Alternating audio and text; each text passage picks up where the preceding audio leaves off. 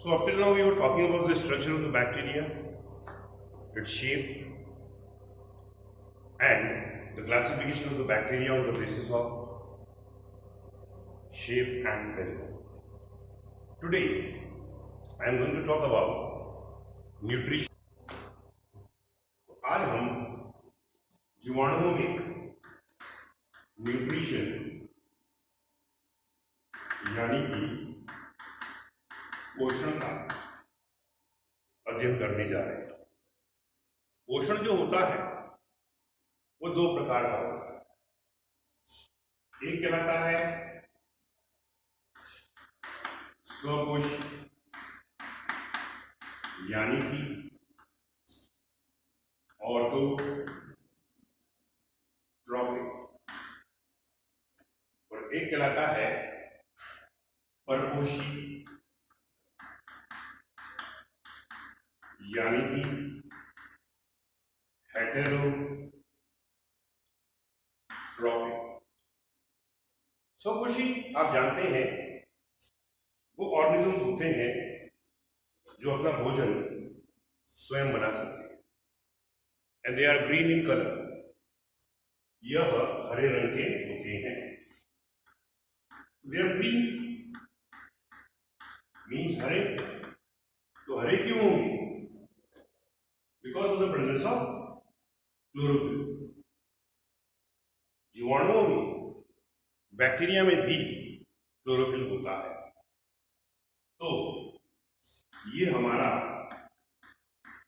Bacterial chlorophyll होता है। जो उच्च वर्ग के पौधे होते हैं उनके अंदर भी क्लोरोफिल होता है, लेकिन थोड़ा सा सूत्र के अंदर अंतर होता है।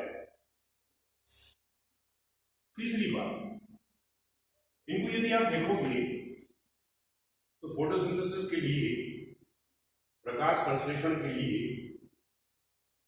उच्च वर्ग के पौधों में, that is in the higher plants, PS1 and PS2 are present. लेकिन बैक्टीरिया के अंदर फोटो सिस्टम 2 नहीं होता है।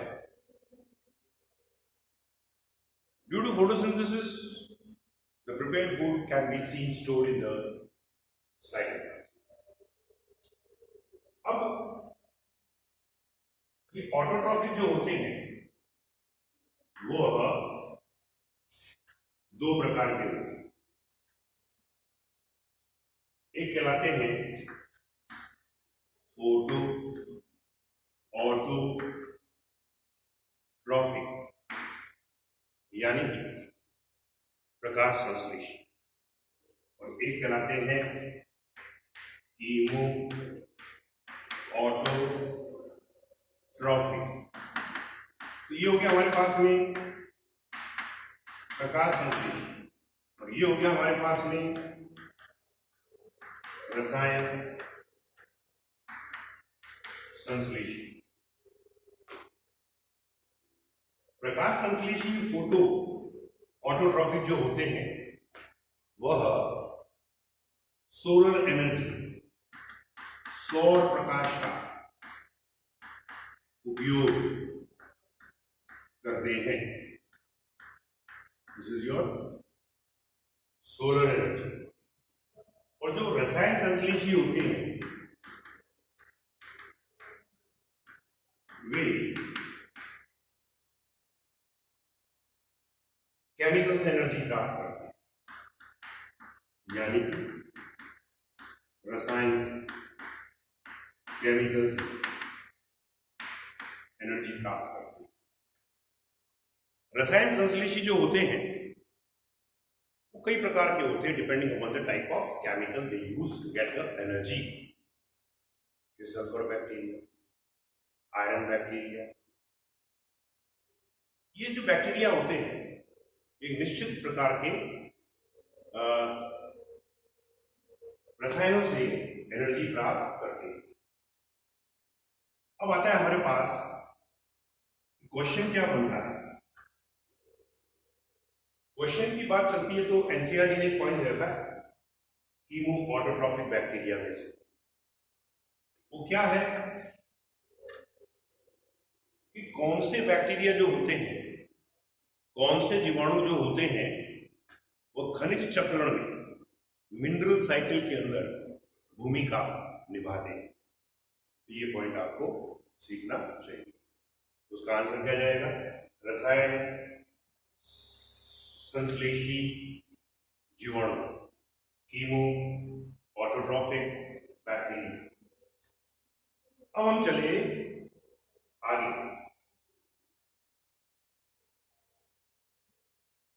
इसके अंदर, इसके बाद में हम लोग बात करते हैं श्वसन की। श्वसन की बात जो होगी तो मालूम है हमको दो प्रकार का, वायवी यानी कि एरोबिक, नंबर 2 अवायवी एनारोबिक। वायवी जो होते हैं वह वायु की उपस्थिति में श्वसन करते हैं, जैसे कि एजिटोबैक्टर, बेजर्निका, इनके एग्जाम्पल ले लो, एजिटोबैक्टर और बेजर्निका। अवायवी जो होता है वह क्लॉस्ट्रिडियम बैक्टीरिया है। तो क्लॉस्ट्रिडियम बैक्टीरिया जो होता है, it respire in the absence of oxygen. Now I am going to talk about the structure of flagella. Structure of flagella, आपने देखा होगा यूग्लिना में या यूकैरियोट्स के अंदर जो फ्लैजेला होता है वह ऐसा होता है, पीछे से मोटा, आगे से पतला। लेकिन बैक्टीरिया का जो फ्लैजेला होता है इट इज आइसोडायमेट्रिक। आइसोडायमेट्रिक का मतलब हो गया समव्यासी होता है, जिसके 3 भाग होते हैं।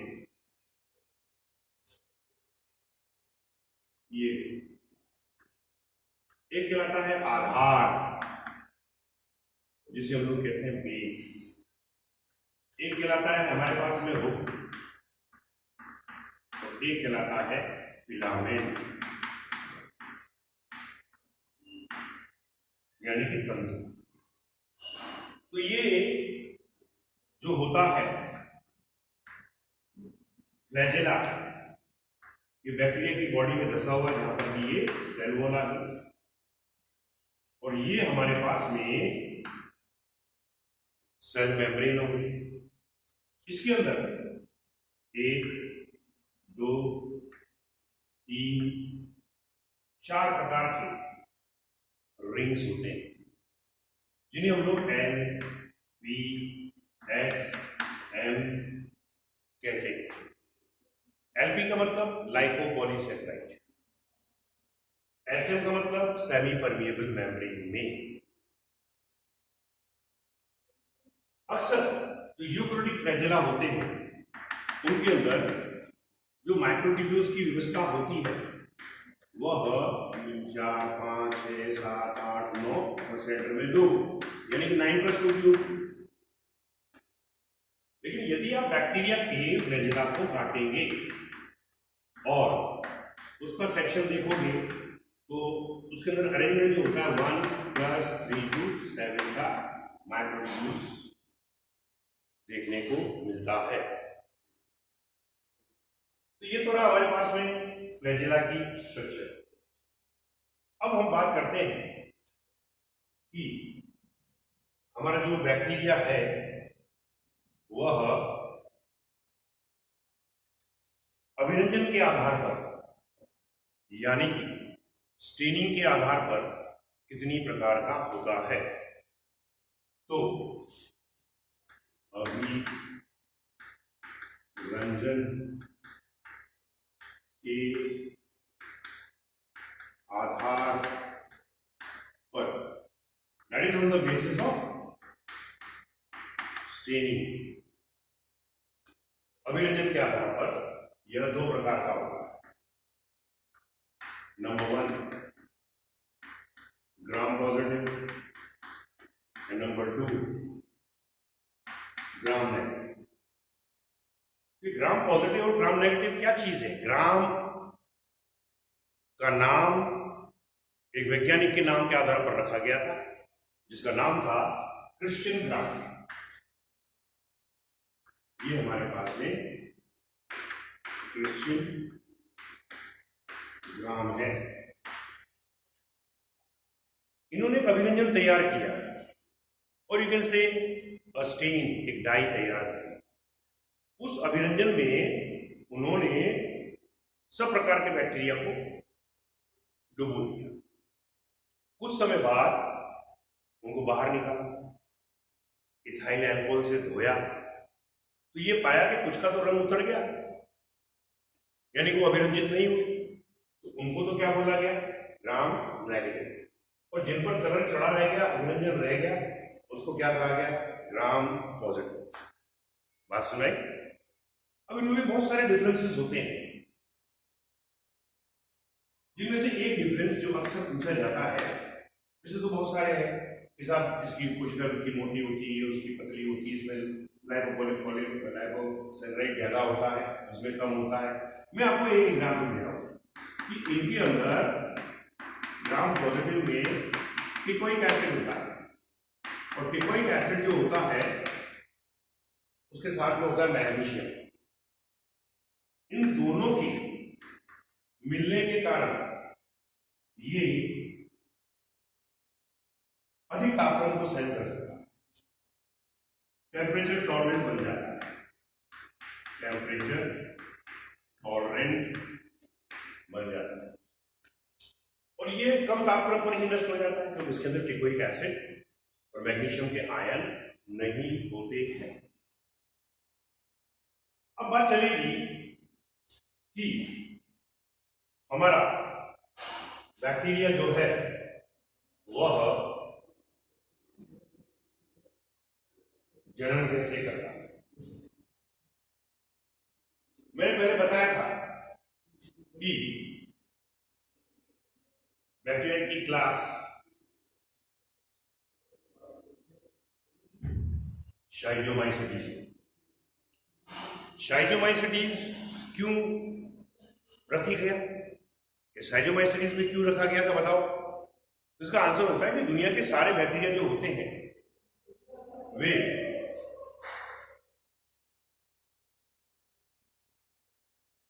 द्विविभाजन से जनन करते हैं। अब जो बैक्टीरिया है उसमें बाइनरी फिशन से, और you can say asexual reproduction, या कह दीजिए अलैंगिक, और नंबर 2 लैंगिक प्रकार का जनन होता है। अलैंगिक का मतलब होता है जिसमें एक ही जनक इन्वॉल्व हो। जैसे कि मैं कह देता हूं कि अलैंगिक जनन बैक्टीरिया में 2 प्रकार का होगा। एक कहलाया द्विविभाजन द्वारा, यानी कि बाइनरी फिशन द्वारा, और दूसरा कहलाया अंतःबीजाणु जनन द्वारा, यानी कि एंडोस्पोर के द्वारा। छोटी सी कहानी है। बाइनरी फिशन आपने कभी 10वीं क्लास के अंदर अभिभावक में पढ़ा, 1 से 2, 2 से 4। बाइनरी फिशन अक्सर जो होता है वो कौन सी परिस्थितियों में होता है? तो आंसर होता है अनुकूल परिस्थितियों, यानी कि फेवरेबल कंडीशन। इसमें क्या होगा कि बैक्टीरिया जो होगा उसका ये न्यूक्लियस, जिसे हमने क्या कहते हैं, जीनोफोर। उसका डिवीजन होगा पहले, यानी कि कैरियोकाइनेसिस होगी, और फिर ये दो भागों में बढ़ जाएगा और दो पुत्री अमीबा अपने को मिलेगी। ये तो एक सिंपल सी कहानी है, परंतु बाइनरी फिशन के संदर्भ में, द्विविभाजन के संदर्भ में कैरन नाम के व्यक्ति ने एक मॉडल दिया, जिसको हम लोग कैरेंस मॉडल कहते हैं। कैरेंस मॉडल क्या कहता है? ये आपका बैक्टीरिया है, जिसके अंदर ये डीएनए दीर्घ चुकी वृत्ताकार सर्कुलर डीएनए उपस्थित है। तो सबसे पहले न्यूक्लियस का विभाजन होगा, जीनोफोर का, और ये ऐसा थीटा जैसा बनता है, जैसे गुब्बारे को अपन मोड़ देते हैं, लकड़ी छाप गुब्बारे, और फिर ये दोनों अलग हो जाते हैं। इसके पश्चात इनके बीच में एक क्रॉस वॉल बनती है, ये क्रॉस वॉल डीएनए की प्रतिकृति जो होती है, डीएनए का रेप्लिकेशन जो होता है, वह कौन करता है? तो आंसर होता है सेंट्रल मेसोसोम, केंद्रीय मेसोसोम। और ये क्रॉस वॉल जो होती है, क्रॉस वॉल तिर्यक भित्ति, इसका निर्माण कौन करता है? वो भी सेंट्रल मेसोसोम करता है। Be careful, they ask the question from here, and in this way, at the end, you will get two daughter bacteria. NCERT कहती है कि 18 से 20 मिनट के अंदर एक बार द्विविभाजन हो जाता है। क्योंकि बाइनरी फिशन के समय डीएनए की आकृति थीटा के समान हो जाती है, इसलिए इसको हम कैरेंस मॉडल को थीटा मोड ऑफ रेप्लिकेशन भी कहते हैं। सुना है? तो मैंने कहा अभी एक बाइनरी फिशन 18 से 20 मिनट में होता है। 24 घंटे में इतने बैक्टीरिया पैदा हो जाएंगे कि पृथ्वी की 8 सतह एक के ऊपर एक आप लाद सकते हो।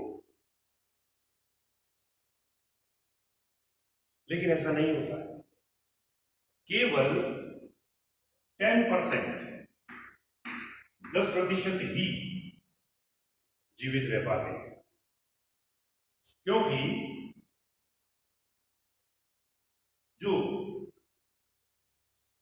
बैक्टीरिया इतने सारे पैदा हो जाते हैं, उनको भोजन की कमी हो जाती है, ऑक्सीजन की कमी हो जाती है।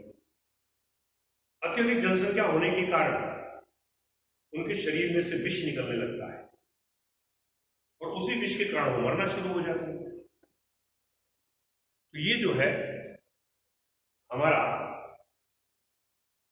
बाइनरी फिशन होता है, और प्रकृति में केवल 10% बैक्टीरिया ही जीवित रह पाते हैं।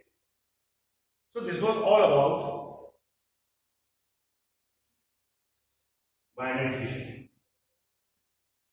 अब आते हैं हमारे पास में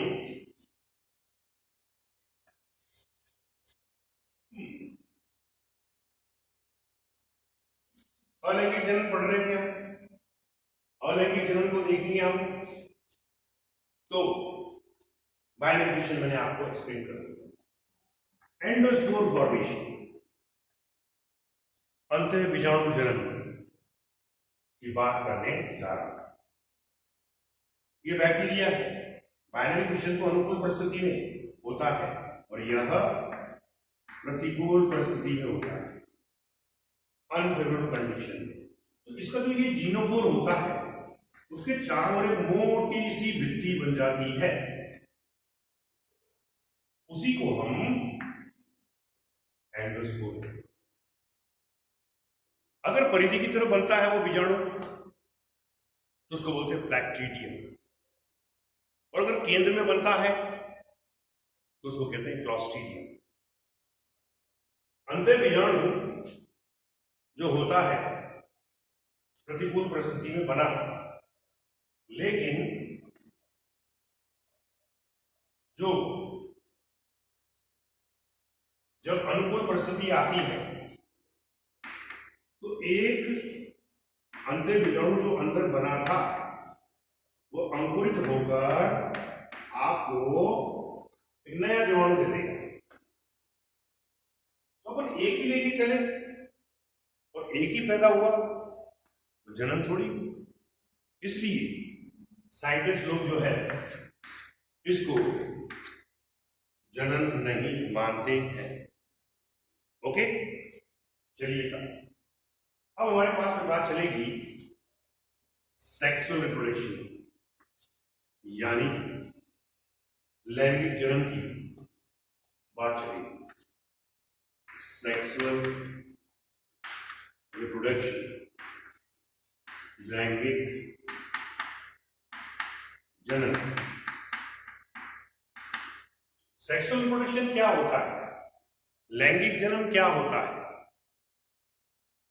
इसमें दो जनक इन्वॉल्व होते हैं, लेकिन बैक्टीरिया के अंदर हम इसे सेक्सुअल रिप्रोडक्शन नहीं कहते। आगे इसको बोलते हैं सेक्सुअल रिजुविनेशन या रिकॉम्बिनेशन, जिसे हम लोग पुनर्संयोजन भी कहते हैं। हमने बैक्टीरिया को पूछा कि भाई तुम्हारे अंदर इसको सेक्सुअल रिप्रोडक्शन क्यों नहीं कहते हैं, तो उसने बोली सर देखो, बैक्टीरिया ने कहा कि हमारे अंदर मियोसिस नहीं होती और इनके अंदर गैमेट यानी कि युग्मकों का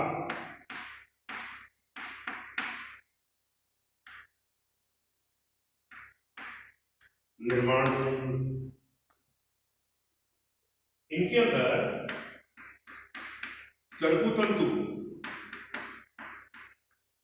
स्पिंडल फाइबर्स भी नहीं बनते और केवल अनुवांशिकी पदार्थों का विनिमय होता है। तो ये तीन लक्षण जिनके कारण हम जीवाणुओं के अंदर लैंगिक जनन को जनन न कहकर लैंगिक पुनर्योजन कहते हैं। We don't call it as sexual reproduction but it is called as sexual recombination. अब बात चलती है कि यह लैंगिक जनन जो है वह कितनी प्रकार का होता है, ये लैंगिक पुनर्योजन जो है वह कितनी प्रकार का होता है? ये तीन प्रकार का होता है। सेक्सुअल रिकॉम्बिनेशन तीन प्रकार का। एक कहलाता है संयुग्मन यानी कि कॉन्जुगेशन। एक कहलाता है रूपांतरण यानी कि ट्रांसफॉर्मेशन,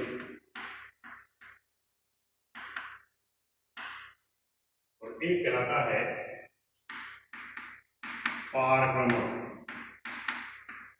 यानी कि ट्रांसडक्शन।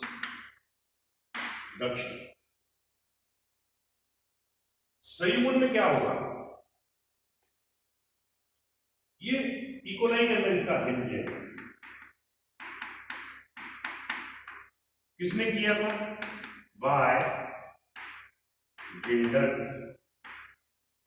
And Lederberg. जिंडर और लेडरबर्ग ने इकोलाई के अंदर कॉन्जुगेशन का अध्ययन किया। ट्रांसफॉर्मेशन का अध्ययन स्ट्रेप्टोकोकस न्यूमोनी नामक बैक्टीरिया में किया। यह अध्ययन जो था, it was done by Griffith. Griffith ने जो है यह अध्ययन किया है। अब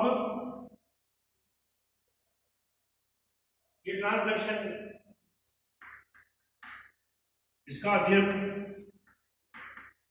साल्मोनेला टाइफीम्यूरियम नामक बैक्टीरिया पर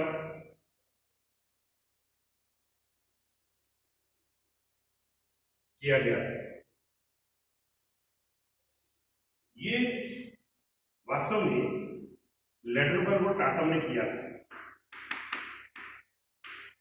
ये किया था जिंडर एंड लेडरबर्ग। मैं आपको सबसे पहले थोड़ा सा ब्रीफली कॉन्जुगेशन समझाने जा रहा हूं।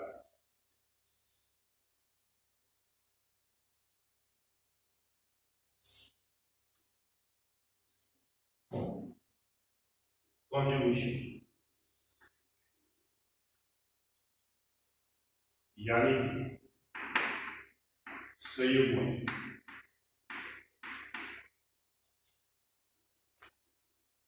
तो जो दो बैक्टीरिया होते हैं उनमें से एक होता है नर यानी कि मेल, और एक होता है फीमेल। नर को हम F+ से शो करते हैं और फीमेल को हम F- से शो करते हैं। F का मतलब क्या होता है? उर्वर कारक यानी कि फर्टिलिटी फैक्टर। अब फर्टिलिटी फैक्टर होता क्या है? देखो, दोनों के अंदर ये जीनोफोर तो है, इट इज कॉमन, परंतु F+ में एक अतिरिक्त गुणसूत्र पदार्थ प्लाज्मिड के समान पाया जाता है, जिसे हम लोग F फैक्टर कहते हैं। F कारक या F फैक्टर कहते हैं। जब ये दोनों पास पास आते हैं तो हमने पढ़ा था इनकी बॉडी पे पिल्लाई होते हैं। ये भी पिल्लाई, इन पिल्लाई की सहायता से इनके मध्य में एक संयुग्मन नलिका बनती है। कॉन्जुगेशन ट्यूब बनती है। किसके द्वारा? बाइसेक्स पिल्लाई। अब होता क्या है कि ये गोलाकार डीएनए जो होता है, it moves from F+ to F- through conjugation tube, but at the end this F factor also get attaches and reaches into the F-, A small piece of F factor is again left in it. पूरा का पूरा genetic material transfer नहीं होता है, थोड़ा सा ही होता है। तो अब बताओ, ये जो बैक्टीरिया बनेगा इसका मटेरियल तो इसमें आ गया, तो ये कैसा होगा? F प्लस होगा या F माइनस होगा? क्वेश्चन ये बना था, यदि F प्लस का क्रॉस F माइनस के साथ में कराया जाए तो उत्पन्न होने वाले बैक्टीरिया जो होते हैं वो कैसे होंगे? F प्लस यहां भी और यहां से यहां भी आएगा, इसका मतलब ये भी कैसा बन जाएगा? F plus. इसका आंसर था सारे के सारे F प्लस पैदा होंगे। डन। अब एक और पॉइंट, बैक्टीरिया में प्लाज्मिड यानी कि अतिरिक्त गुणसूत्रीय पदार्थ पाया जाता है, और ये अतिरिक्त गुणसूत्रीय पदार्थ जो होता है, यदि ये रहा हमारे पास, ये इससे जुड़ गया, तो अब ये बैक्टीरिया जो होता है यानी कि F फैक्टर जब जीनोफोर से जुड़ जाता है तो फिर यह HFR में बदल जाता है। इसको हम लोग बोलते हैं हायर फ्रीक्वेंसी, उच्च आवृत्ति वाला बैक्टीरिया बन जाता है। What do you mean by higher frequency? पहले एक नर एक मादा को ही निषेचित करता था, अब ये एक नर जो है 1000 से भी ज्यादा मादाओं का निषेचन करने में समर्थ होगा। तो अगेन द क्वेश्चन arises कि if HFR is crossed with F minus, then what will happen? तो इसके अंदर आंसर होगा कि कुछ HFR पैदा होंगे और कुछ F माइनस वाले जो है पैदा होंगे। डन। हमें मालूम है दुनिया के सारे बैक्टीरिया जो होते हैं वो एन होते हैं, हैप्लॉइड होते हैं, अगुणित होते हैं। तो जब इसका अनुवांशिक पदार्थ इसमें चला जाएगा तो बनने वाला जो जायगोट होता है वो 2n नहीं होता है, बल्कि आंशिक रूप से द्विगुणित होता है। Partially it is diploid, partially diploid, आंशिक रूप से द्विगुणित। बात समझ? तो ये थोड़ा हमारे पास में conjugation studied by Lederberg and Tatum in E coli. Now I am going to talk about transformation. Transformation जो है उसको हम लोग बोलते हैं रूपांतरण, जिसका अध्ययन ग्रिफ्थ ने किया। तो ट्रांसफॉर्मेशन यानी रूपांतरण। रूपांतरण का मतलब टू चेंज, बदलना, उसको हम लोग बोलते हैं रूपांतरण। ट्रांसफॉर्मेशन में अध्ययन ग्रिफ्थ ने किया था डिप्लोकोकस न्यूमोनी के ऊपर, स्ट्रेप्टोकोकस न्यूमोनी के ऊपर। उन्होंने कहा कि ये डिप्लोकोकस न्यूमोनी जो जीवाणु है इसके दो रूप है, एक S3 और एक R2। S का मतलब स्मूथ, स्मूथ का मतलब चिकना। चिकना क्यों है? क्योंकि उसके अंदर कैप्सूल है। इसको हम लोग वायरुलेंट भी कहते हैं, वायरुलेंट। इसका अर्थ होता है उग्र। इसको हम लोग पैथोजेनिक भी कह सकते हैं, यानी कि रोगकारी। आर का मतलब रफ, ये नॉन वायरुलेंट होता है, अनुग्रह। ये पैथोजेनिक है, ये नॉन पैथोजेनिक होता है।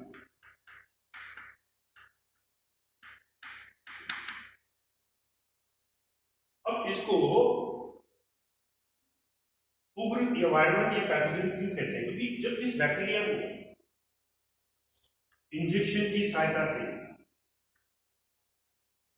ये हमारा इंजेक्शन,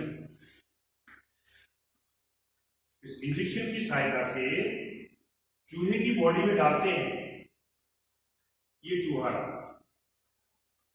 इस चूहे की बॉडी में अपन ने डाला, किसको डाला? S3 वाले, ये भाई साहब मर जाएगा। ठीक है, इसको डालोगे तो ये नहीं मरता है चूहा। तो फिर लोगों ने सोचा, वैज्ञानिक लोगों ने, यार इसमें संपूर्णता उसके कारण मरा होगा। तो उन्होंने क्या किया कि S3 को गर्म किया और गर्म करके उसमें से कैप्सूल हटा दिया। अब यह रोगकारी नहीं होना चाहिए। अब उन्होंने क्या करा कि इसको R2 के साथ में मिलाया और चूहे के अंदर डाल दिया, तो चूहा फिर भी मर गया, जबकि अपन ने तो कैप्सूल हटा दिया था। तो